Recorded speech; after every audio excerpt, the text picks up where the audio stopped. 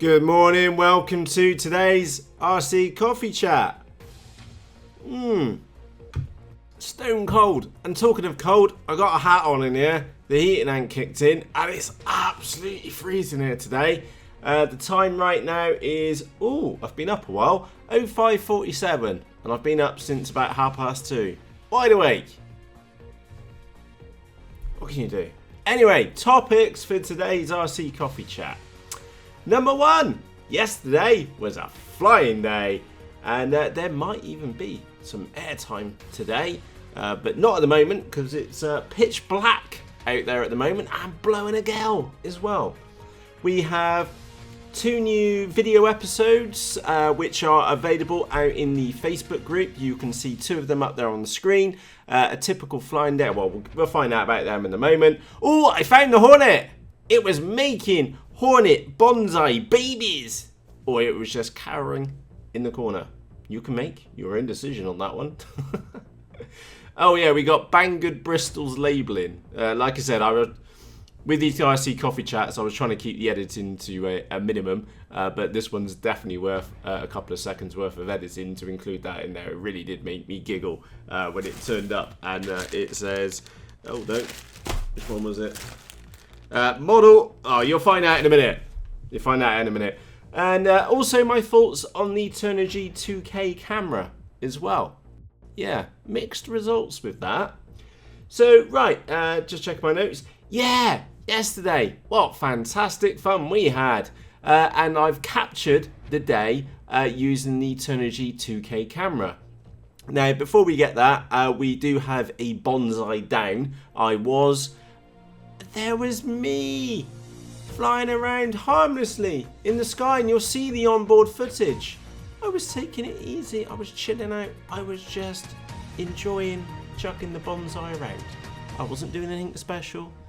I wasn't doing many rolls. I wasn't doing any stall turns. I wasn't doing anything crazy. I was just enjoying a flight with the bonsai.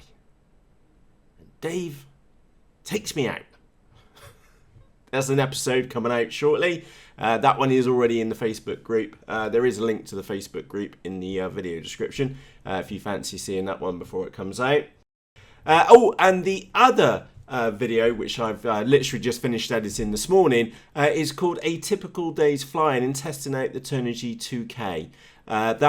There's not much flying going on. Well, saying that, Dave Maidens his Twin Star in there, and there's quite about 6 minutes worth of that Twin Star caning it around. What a fantastic sound in the sky. And also, we were all remarking is that what an excellent profile it has in the sky. It really does look like a real aeroplane, if that makes sense. We're all used to flying something like the Mini Talon, or flying wings like the Phantom, or a Bonsai, or a Texumo, or a Raven, or whatever else. And yeah, quite a peculiar sight for us to see in the sky, because it really did look like a real aeroplane in the sky.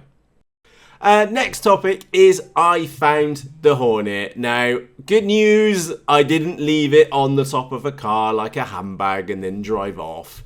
I was blonde once upon a time, and it was hiding in the office. And I assure you, this wasn't made up. I sincerely thought I'd lost it, and I was really annoyed. And I got in and started building the other Hornet as a replacement. I said this all along, is that if I ever lost my Hornet FPV flying wing, I would go and buy another one, and then promptly did. And yeah, that means that I can take more time over the new Hornet build. So again, we won't because I've got so far into the build now, is that I'll just do a build overview to the new one, and because I'll be able to put into place all the things which I learnt with the first one into the second Hornet. So yeah, happy days. We've got another Hornet on the way, and the original Hornet has been found. Brilliant. Now, next up, I took the Raven wing with me. Give me 1 second, I'll go and get her. She's here somewhere. There she is. Still in the bag from yesterday. So, we were chatting about the Raven in the Facebook group. And this is my Raven flying wing. It was meant to be a line of sight model, but I quickly worked out that I had a spare bit of EPP, which was already shaped, and I turned her into an blunt nose. It's kind of like a manta ray, isn't it? Yes, I didn't really put that one on straight, but that's besides the point. So that's my setup. What I did find is that it's a very strange flying wing because it holds its attitude in the sky. It is very weird. You can put it on an angle and it will hold it, especially because, and again, something which I'm going to be doing today is changing the motor because of the torque roll, which I'll get to in a moment. But literally, I flew like that straight across the flight line, across the field. The whole field, I pretty much flew like that. I was FPVing her, and she flew like that. And it was this combination of the epic amount of torque roll which I'm getting with that motor, and also this model is peculiar. And I'm sure it's because of the blunt nose and the additions which I put on the front, which it will hold its attitude in the sky, and then you have to then bring it back. It's like, it is peculiar. I'll give you that. It's not like a 3D model where you can get them to hold an attitude in any direction and they will kind of like just keep their path straight through the sky.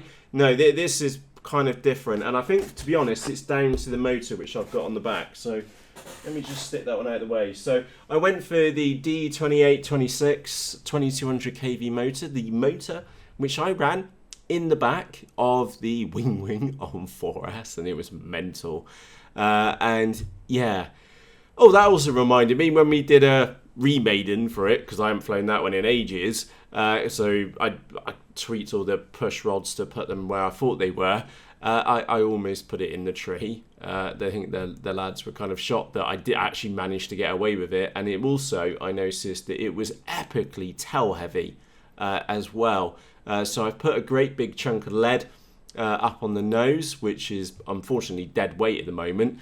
So I need to work out how I'm gonna handle that. So I'll get the balance point on where she's flying okay, and I'll see if I can put perhaps a bigger battery pack in there, because yeah, we're adding weight to the model. It'd be better if it was an extra cell of lipo, for example. So yeah, a bit of a peculiar one, that Raven one. I've said that all along. It probably is a fantastic line of sight model. My conversion has had some negative or interesting effects. Depends which way you look at it. I do need to change the motor on it.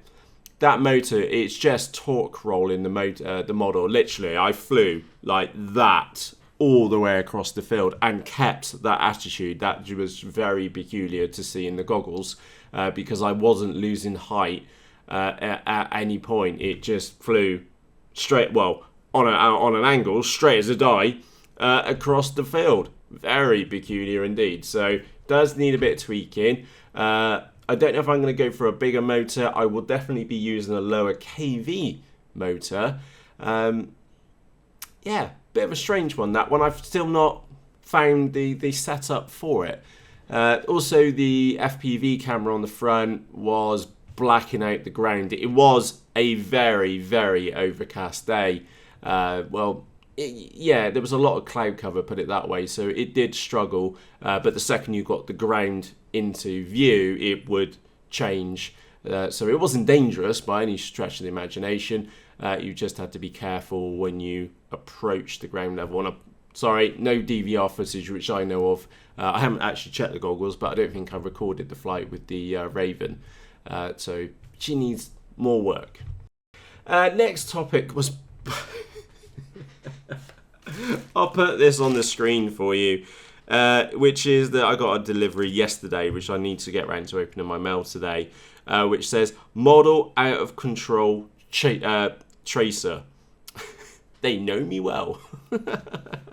That's some lost model alarms. I bought one off eBay for £2, and I think I paid half the price off Banggood. So, and that was actually remarkably quickly as well. That was only like 3 days, 4 days. something like that. Because the eBay one came last week and that one came on Saturday. So yeah, maybe 4 or 5 days top. So that was kind of a quick delivery for that one. And then thoughts on the Turnigy 2K camera. So I've got her here in front of me, complete with mud on her. There she is. She has been well used and, well, lightly used and definitely well abused. I did try... Well, look, if I'm sticking a photo in for that one, I'm going to stick a photo in for what I did to this one.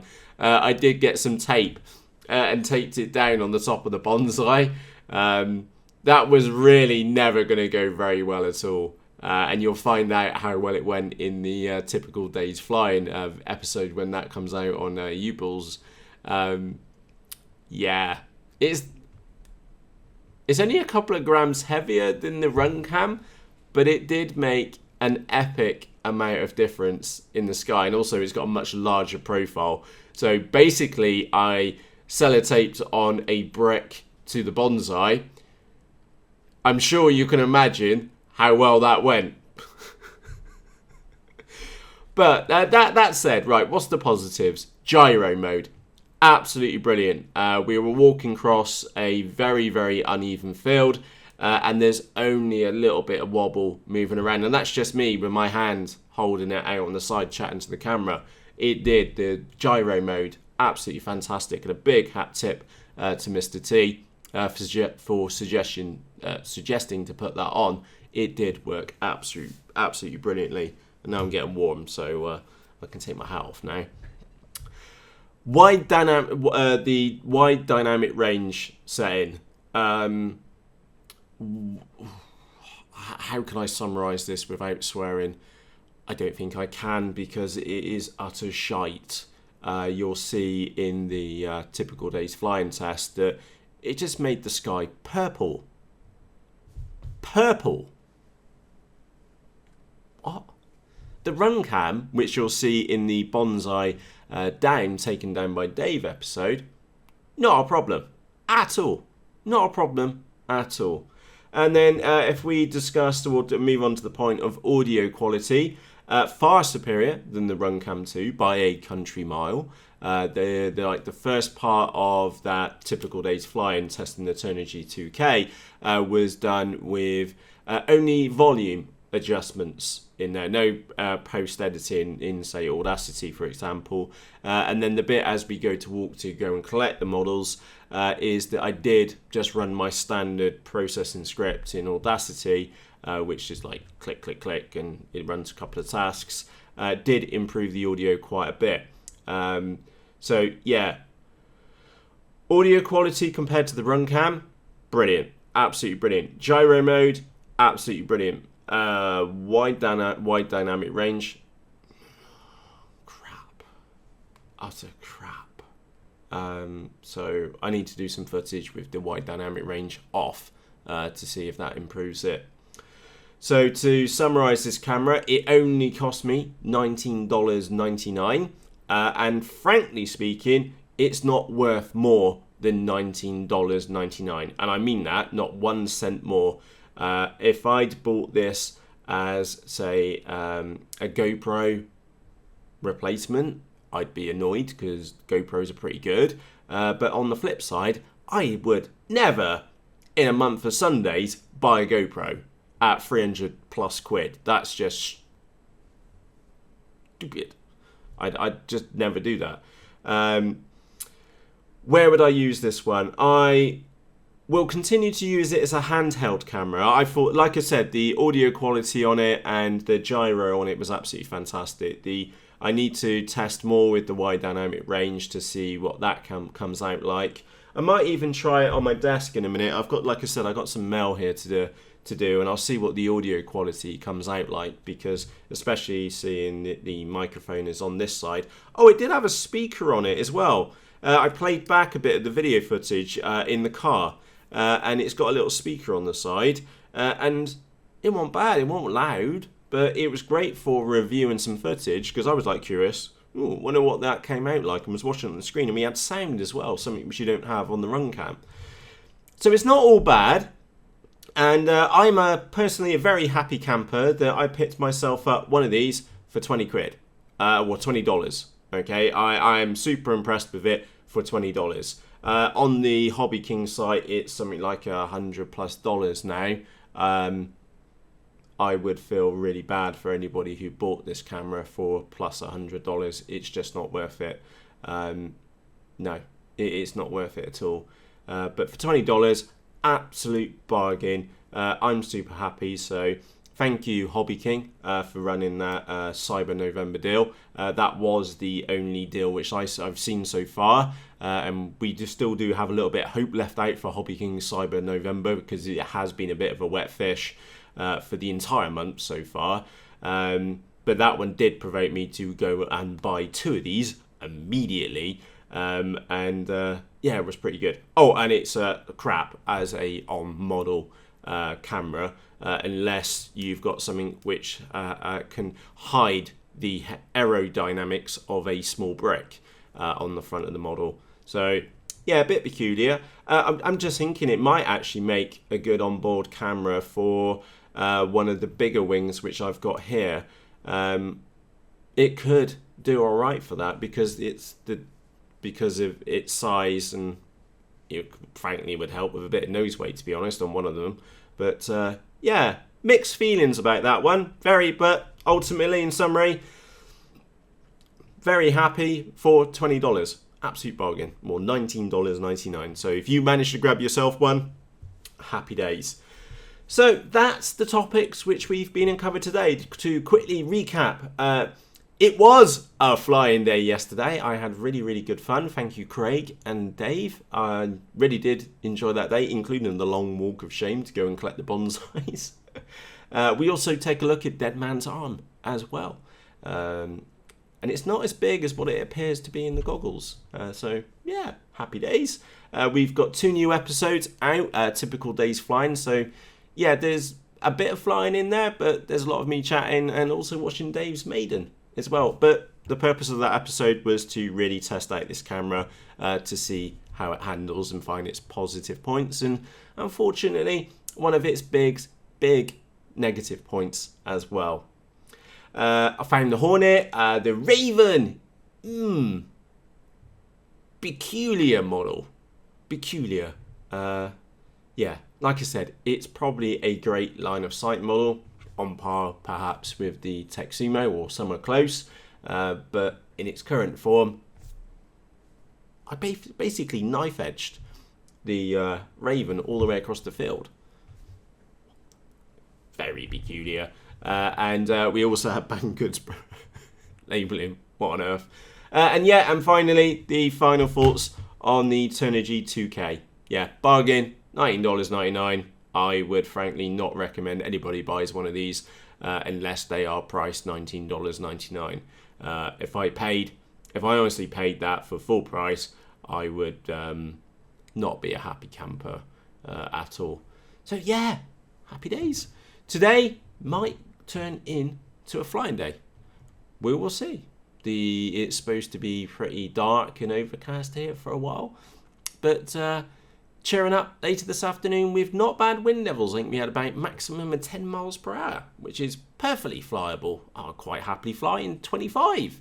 And I assure you, I will fly in 25 mile an hour plus wind on a flat playing field. I've done that before, and I would quite happily do that again. I would still remember the time I went up to one of the model flying clubs. Nobody was there. It was a flying night. They all chickened out. I got up there. I had a boot full where I had 6 models. Flew every single one of them. And it was only the AXN which did that on a landing. And that was entirely my fault. I just brought it in at the wrong angle, and the next thing I knew, that one of the wingtips had touched in the ground, and it started rolling. And it was perfectly fine after that, believe it or not. Like I said, you wouldn't believe the amount of abuse which I've given the AXN glider. And what else did I fly that day? I'm pretty sure I flew the Bonsai for shits and giggles. That was kind of fun. It just about penetrated the air. In fact, I think I even stuck a 3S battery on it, which definitely helped. But it was quite a handful. Flew the Texumo. What else did I take up? Wing. Flew that in the wind. Wings are just amazing models, whatever the weather conditions. They really, really are good fun. And I flew that as well. And again, it had loads of power just to punch through the wind. And the glides on the way down, unbelievable, unbelievable. And I can't remember what the other ones were. So that was like 4 or 5. So there would have been another one in the boot at least. So yeah, the point which I'm trying to make is that if it's windy, look at it as an opportunity. So if you don't have a slope anywhere near you to go slope soaring, don't get put off by a windy day. Now, obviously, I don't mean blowing a gale with storm force warnings coming up on the BBC News website or whatever news website, weather website which you use. Don't let it put it off. Time to get that model out. Maybe one which you don't really care much about, to be honest, and it's probably on its last legs. Chuck it anyway. Prove that you can handle a model in not so ideal conditions, and I assure you, you will be pleasantly surprised on how well most models cope with stronger winds, and also how well you cope with adverse. I'm not going to say like adverse, I'm just going to say less than ideal conditions, because here in the UK, and it's probably the same for you in the northern hemisphere, where we've got winter come in, the amount of flying days which we have available to us are getting, unfortunately, a lot less. It was dark here by 4:30 yesterday, not conducive to flying. There were times when we were up on some of the flying sites to 8 and beyond in the evening, and there was still loads of sunlight left. We've basically lost 4 hours of flight time. So an open suggestion to you is maybe take advantage of the extra conditions to really, really prove that, either to prove to yourself that you can fly in less than ideal conditions, or just to enjoy the less than ideal conditions. So what if it's more of a handful? When was the last time you had a perfect flying day? Honestly, when was the last time you can remember you had an absolutely stonking perfect flying day? Maybe a little bit of breeze, sun at the perfect height, no general public around you, etc., etc. You know the kind of day. When was the last time you can remember one of those? Seriously, I can count this year. Probably, actually, to be fair, on probably 2 hands. I flew a lot this year, but yeah, don't let the weather put you off. If it's not raining, it's fair game. If it's snowing, well, what you sat here for? Get out there and chuck the model in some snow. That's going to be quite an experience, that's for sure. But yeah, my point here is don't be afraid of a bit of wind. It could turn out to be quite an adventure. So, on that note, from myself, Matt, and I'm not going to drink that because it was cold when I started, thank you for joining me for today's RC Coffee Chat, and we will have 1 or more episodes out later today. So on that note, from myself, Matt, cheerios!